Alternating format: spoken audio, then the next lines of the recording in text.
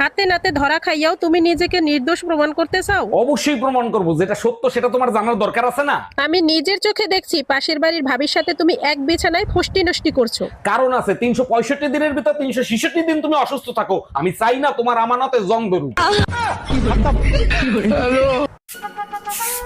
বৌমা, আমি তোমার বাপের বাড়ি যাচ্ছি। সংসারের কাজ কর্ম সব দেখে রেখো, সাবধানে থেকো। দাঁড়ান, যাচ্ছেন যান, কিন্তু আস্তে চালাবেন। কি আসতে চালাবো আমি? মুখটা আস্তে চালাবেন।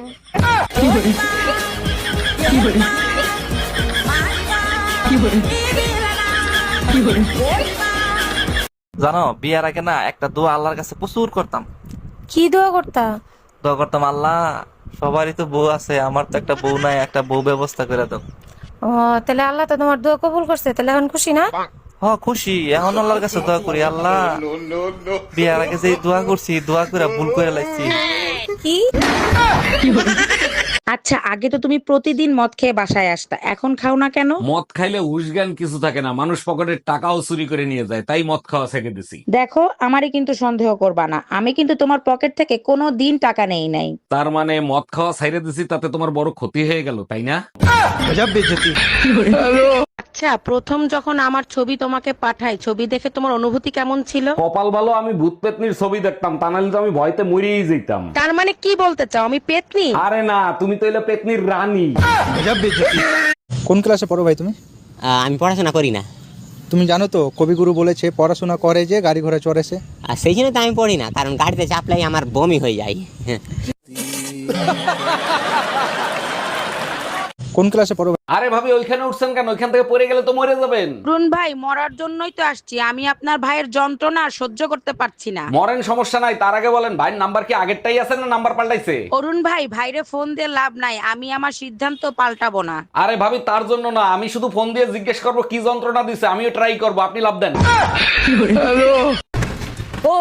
দাঁড়াও দাঁড়াও দাঁড়াও দাঁড়াও দাঁড়াও।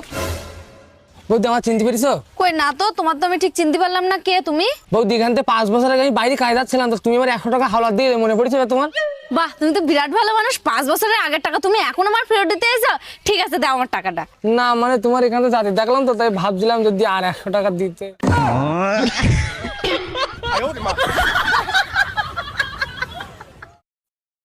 শালা নিজের টাকায় বিয়ে করব আর সরকারের কথায় 2টা বাচ্চা নিব কেন বে? বর যদি রাজি থাকে না, বংশের রেকর্ড ভেঙে দিব। ও সাফি, আমনেরও তুমি মেলা দিন পর দেখলাম, তা কেমন আছেন? মোর ভালো থাওয়া শেষ হয়ে গেছে, 2 মাস আগে তোমার চাচা মরিয়া গেছে। আরে ভাবি, আমনে কোন কি ভাই মরছে কবে? ওরে মাল্লা হালার পাহালা, যেই হনস মোর জামাই মরিয়া গেছে, এখন চাচি থেকে বাবি হইয়া গেছে। কি হয়েছে অরুণ ভাই, আপনার মন খারাপ কেন আমাকে বলেন? সকালবেলা গার্লফ্রেন্ড ফোন দিয়ে বলে যান, বাসায় কেউ নাই। এটা তো খুশির খবর, চলে যান, মন খারাপ করার কি আছে? গেছিলাম, গিয়ে দেখি সত্যি সত্যি বাসায় কেউ নাই, দরজায় তালা লাগানো।